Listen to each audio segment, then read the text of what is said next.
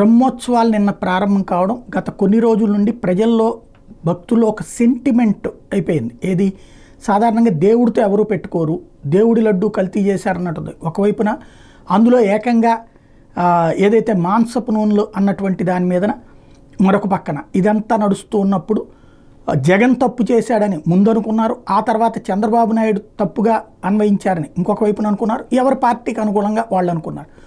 ఈ సందర్భంలో భగవంతుడు చూస్తూ ఊరుకోరంటూ ఎవరికి వాళ్ళు ఫీల్ అవుతున్నటువంటి సందర్భంలో జరిగిన సంఘటన నిన్న ఒక్కసారిగా ఉలిక్కి పడేలా చేసినటువంటి పరిస్థితి.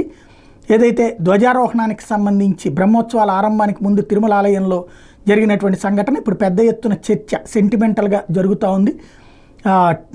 ఏదైతే ధ్వజారోహణం నిర్వహించే ముందు వేద పండితులు గతంలో ఏర్పాటు చేసిన తాడుని తొలగిస్తున్న సమయంలో ధ్వజస్తంభం మీద ఉన్న కొక్కి ఊడి కింద పడింది. దీంతో వేద పండితులు టీటీడీ ఉన్నతాధికారుల దృష్టికి విషయాన్ని తీసుకెళ్లడంతో అప్పటికప్పుడు మరమ్మత్తు చేశారు. ఇనప కడ్డీలతో నిచ్చెన్ని ఏర్పాటు చేశారు. ధ్వజస్తంభంపైకి ఆగమ శాస్త్రాన్ని అనుసరించి అర్చకులు మాత్రమే ఎక్కాల్సి ఉండటంతో పనులు వేగవంతం చేసేందుకు ఇంజనీరింగ్ సిబ్బంది కూడా ధ్వజస్తంభం దగ్గరికి వెళ్ళి వాళ్ళకి సహకరించారు. దీంతో 3 గంటల పాటు శ్రమించి ధ్వజస్తంభం మీద కుక్కీని ఏర్పాటు చేశారు. ఇది ఓవరాల్గా నిన్న జరిగింది. కొద్దిసేపు అందరూ మదన పడ్డటువంటి సందర్భం అన్నమాట.